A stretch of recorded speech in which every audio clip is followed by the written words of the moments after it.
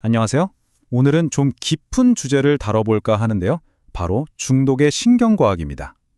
우리의 뇌가 어떻게 약물에 말 그대로 납치당하는지 그 과정을 한번 파헤쳐 보겠습니다. 자, 중독하면 보통 뭐라고 생각하세요? 의지가 약해서 그래. 마음만 먹으면 끊을 수 있는 거 아니야? 이런 말들 정말 많이 하잖아요. 그런데 만약에 이게 전부 틀린 이야기라면 어떨까요? 오늘 우리가 살펴볼 내용의 가장 핵심적인 전제가 바로 이겁니다. 중독은요, 어떤 도덕적인 문제나 의지가 약해서 생기는 게 아니라는 거죠. 이건 우리 뇌가 물리적으로 변해버리는 질병이라는 관점에서 시작해야 합니다. 다시 말해서 중독은 우리 뇌의 가장 깊은 곳, 그러니까 생존을 위해 만들어진 아주 근본적인 시스템이 외부의 어떤 화학물질 때문에 완전히 장악당해버리는 상태를 말하는 거예요. 이건 그냥 나쁜 습관 정도가 아니라 뇌 자체가 물리적으로 바뀌는 겁니다. 그럼 구체적으로 뇌의 어떤 부분이 또 어떻게 망가지는 걸까요?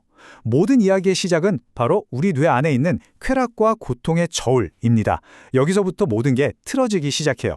자, 우리 뇌는요, 이 두 가지 역치라는 걸로 감정의 균형을 딱 잡고 있어요. 쾌락 역치는 행복을 느끼기 위한 최소한의 문턱 같은 거고요. 고통 역치는 스트레스를 견디게 해주는 일종의 방패 같은 거죠. 근데 마약이 들어오면 바로 이 저울을 그냥 박살 내버립니다. 첫 번째로 마약은 이 쾌락의 문턱을요, 정말 말도 안 되게 높여버립니다. 하늘 높은 줄 모르고 그냥 치솟게 만드는 거예요. 이렇게 되면 이제 웬만한 일상적인 즐거움으로는 전혀 아무런 기쁨도 느낄 수 없는 상태가 되어버리는 거죠. 근데 여기서 정말 아이러니하고 중요한 게 뭐냐면요.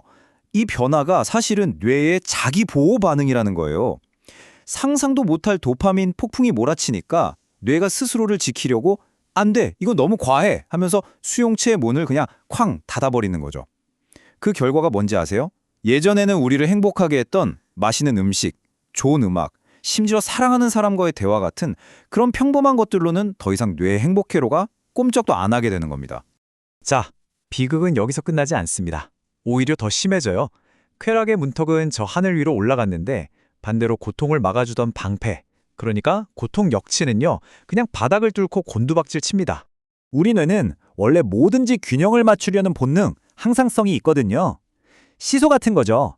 한쪽이 너무 높이 올라가면 반대쪽을 억지로 끌어내려서 수평을 맞추려고 해요. 그러니까 극단적인 쾌락을 경험하면 뇌는 그 반작용으로 엄청난 스트레스 시스템을 가동시켜버리는 겁니다. 그 결과는 신경계 전체가 아주 바짝 날이 선 상태가 되는 거예요. 예전엔 그냥 좀 피곤하네 하고 넘길 일도 이젠 어마어마한 공포와 통증으로 다가오는 거죠. 결국 중독이라는 덫의 정체는 바로 이거예요. 쾌락은 전혀 느낄 수 없게 됐는데 고통에는 극도로 민감해져 버린 뇌, 이 끔찍한 불균형 상태.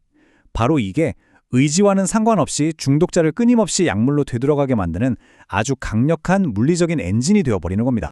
근데 여기서 이런 생각 안 드세요? 아니, 우리 뇌는 도대체 왜 이렇게 취약하게 만들어진 걸까 싶잖아요. 정말 아이러니하게도 이 시스템은 사실 인류의 생존 확률을 최대치로 끌어올리기 위한 아주 정교한 설계의 결과물입니다. 이걸 쾌락의 쳇바퀴 이론이라고 해요. 한번 생각해 보세요. 만약 우리 조상들이 사냥 한번 성공하고 이제 만족스러워, 평생 행복하겠네 하고 들어누웠다면 인류는 진작에 멸종했겠죠? 그쵸? 뇌는 일부러 우리가 만족에 안주하지 못하게 만든 거예요.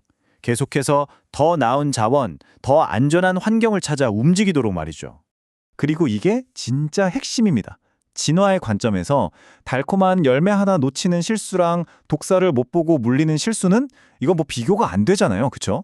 생존을 위해서 우리 뇌는 쾌락 신호보다는 고통이나 위험 신호에 훨씬 더 민감하게 반응하도록 설계됐습니다. 그게 생존에 유리했으니까요. 바로 이 수백만 년 된 고대의 생존 엔진이 현대의 화학물질, 즉 마약을 만났을 때 모든 비극이 시작되는 겁니다. 우리 뇌는요, 이런 종류의 화학적 공격에 대비해서 진화한 적이 단 한 번도 없거든요. 그 차이가 어느 정도냐면요, 정말 어마어마합니다. 우리가 맛있는 음식을 먹을 때 나오는 도파민이 그냥 졸졸 흐르는 시냇물이라면 마약이 주는 도파민은 이건 거대한 댐이 터져서 쏟아지는 쓰나미 같은 거예요. 뇌의 시스템이 감당할 수 있는 수준을 그냥 아득히 넘어버리는 거죠. 맞습니다. 이건 그냥 좀 센 자극, 이 정도 수준이 아니에요. 시스템 자체를 완전히 망가뜨리는 해킹인 겁니다. 수백만 년 동안 생존을 위해 정교하게 만들어진 엔진이 이 강력한 화학물질 때문에 과부하가 걸려서 완전히 타버리는 것과 똑같아요. 자, 이제 가장 비극적인 부분으로 넘어가야 할 것 같습니다. 이 시스템 해킹이 우리 뇌에 남기는 거의 영구적인, 지워지지 않는 물리적인 상처에 대한 이야기입니다. 중독은요, 이성적인 판단과 충동 조절을 담당하는 뇌의 사령탑, 바로 전두엽을 직접적으로 공격해서 망가뜨립니다.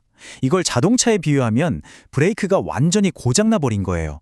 운전자가 멈춰야 해라고 아무리 소리쳐도 브레이크 자체가 말을 듣지 않는 거죠. 멈추고 싶어도 멈출 수 있는 물리적인 기능이 그냥 손상되어 버린 겁니다. 우리 뇌에는 경험을 통해서 스스로 회로를 바꾸는 신경가소성이라는 놀라운 능력이 있거든요. 근데 이 능력이 여기서는 최악의 방향으로 작동합니다. 뇌가 약물이 주는 그 강렬한 경험을 이건 생존의 가장 중요한 신호다라고 착각을 해버려요. 그리고 그 기억으로 직행하는 중독 초고속도로를 아예 뇌에다 깔아버리는 거죠. 문제는 이 고속도로가 한번 뚫리면 거의 사라지지 않는다는 겁니다. 그래서 수십 년이 지나도 약물과 관련된 아주 작은 단서, 장소나 사람, 심지어 냄새만 맡아도 의지와는 전혀 상관없이 이 고속도로가 확 열리면서 반사적으로 욕구가 터져나오는 거예요. 자, 그래서 바로 이 지점이 결정적입니다. 중독이 아직 깊어지면 이제는 더 이상 쾌락을 위해서 약을 하는 게 아니게 됩니다. 그게 아니에요. 이제는 바닥까지 떨어진 고통 역시 때문에 찾아오는 그 끔찍한 금단 증상, 그 지옥 같은 고통의 알람에서 벗어나기 위해서 말 그대로 살기 위해서 약을 찾는 상태로 바뀌는 겁니다. 이 문장이 중독의 본질을 가장 아프게 그리고 가장 정확하게 꿰뚫는 말 같아요. 마약은 현재의 행복을 잠시 빌려오는 게 아닙니다. 그게 아니라 앞으로 당신이 인생에서 느낄 수 있었을 모든 평범한 기쁨과 행복의 기준선 자체를 파괴해버리는 행위인 거죠. 오늘 우리는 중독이 의지의 문제가 아니라 뇌가 물리적으로 변해버리는 질병이라는 것을 함께 살펴봤습니다. 그렇다면 이 사실을 우리가 정말로 받아들인다면 우리는 중독이라는 문제와 중독자, 그리고 그 치료 과정을 어떻게 다르게 바라봐야 할까요? 이건 우리 모두에게 던져진 질문일 겁니다.